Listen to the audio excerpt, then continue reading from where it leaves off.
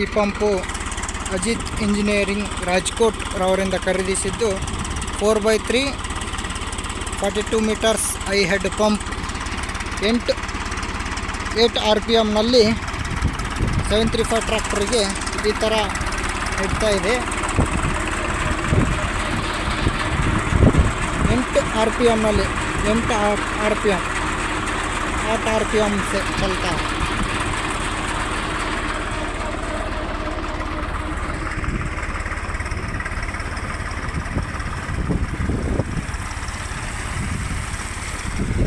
कम RPM में ज़्यादा pressure, बहुत ज़्यादा प्रेशर.